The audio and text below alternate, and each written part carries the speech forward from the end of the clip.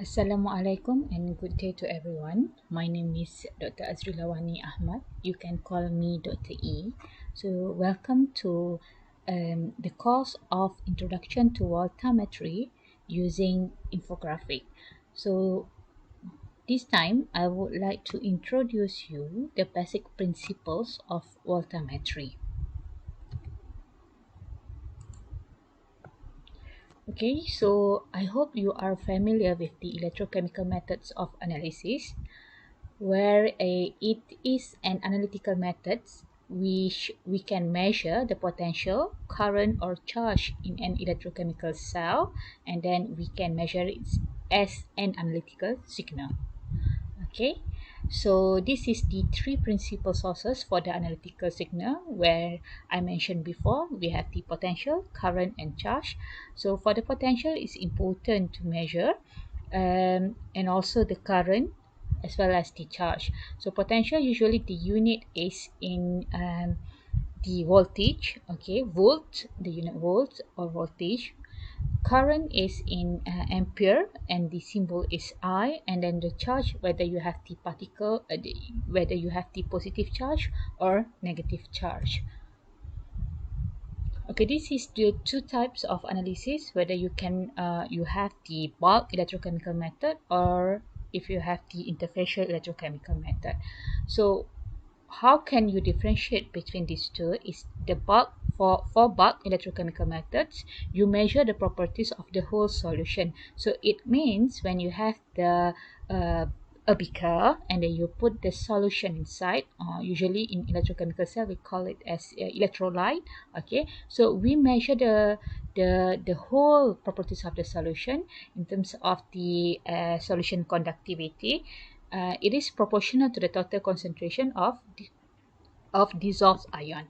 And then for interfacial electrochemical methods, it's a bit different because in electrochemical technique, usually you have the probe that you measure, what we call as electrode. Okay, so the electrode, usually you have the surface, okay, surface or interface, we can call it like that.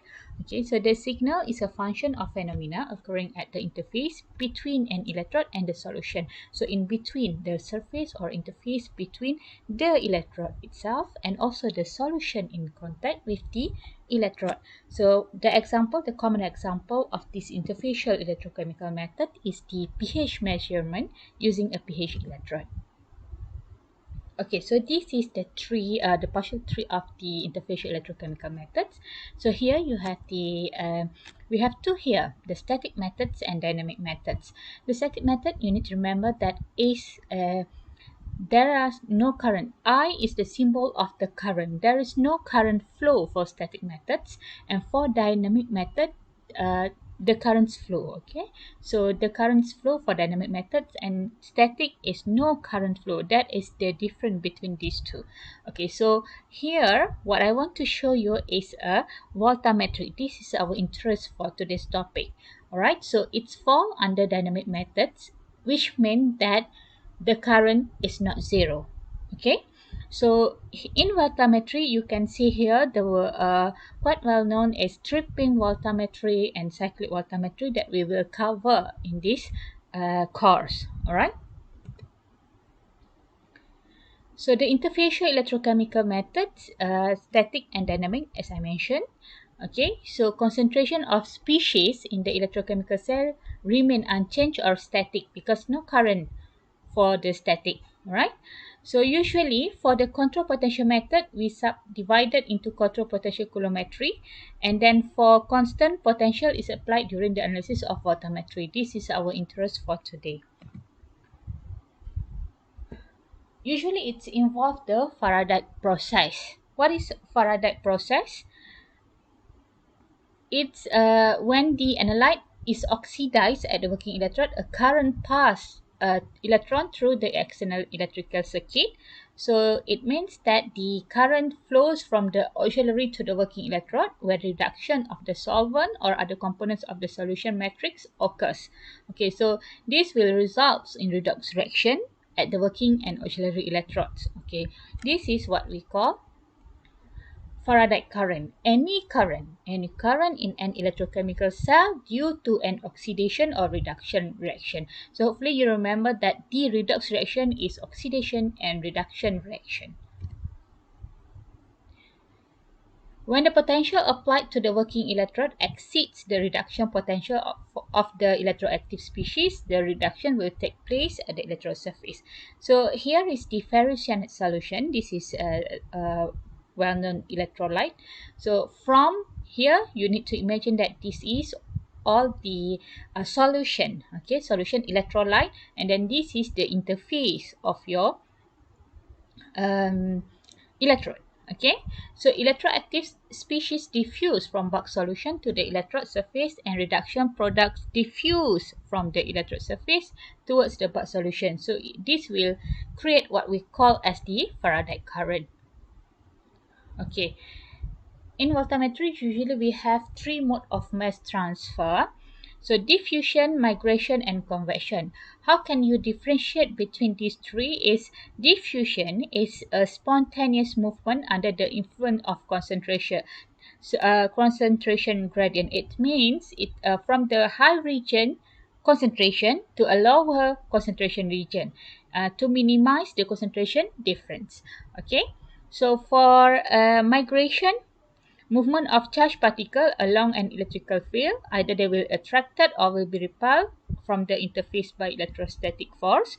And therefore the convection is a transport of the transport to the electrode by gross physical movement, whether it's stirring, rotation, or vibration of the electrode force. Okay, so this is the rate of mass transport for the voltammetric experiment.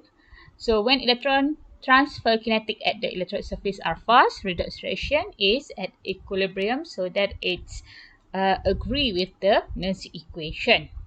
Okay, so in other system, when electron transfer kinetics are sufficiently slow, the concentration of reactant and products at the electrode surface, thus the current differ from predicted in the Nernst equation. So in that case, it is irreversible.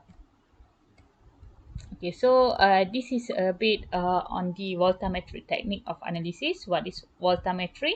It's a time-dependent potential is applied to an electrochemical cell, and the current flowing through the cell is measured as a function of that potential.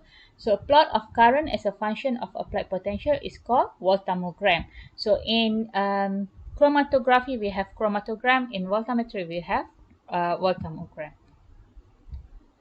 Okay, usually they use three electrode system. You have working electrode, reference electrode, auxiliary electrode.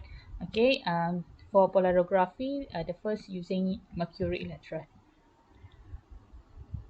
Okay, so this is the example of most common voltammetry technique. We have polarography, in which the earliest technique in voltammetry, and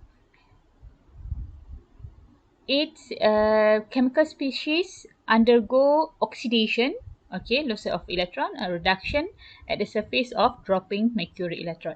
Okay, for stripping voltammetry, one of the most important quantitative voltammetric techniques composed of three related techniques. We have anodic stripping voltammetry, cathodic stripping voltammetry, as well as the absorptive stripping voltammetry. And the last one is cyclic voltammetry, an electrochemical technique to measure the current response of a redox active solution to a linearly cycle potential sweep between two or more set values. Okay, so for this topic 2 and topic 3 in this course, I will introduce to you the stripping voltammetry and cyclic voltammetry. Okay, see you for next topic. Thank you.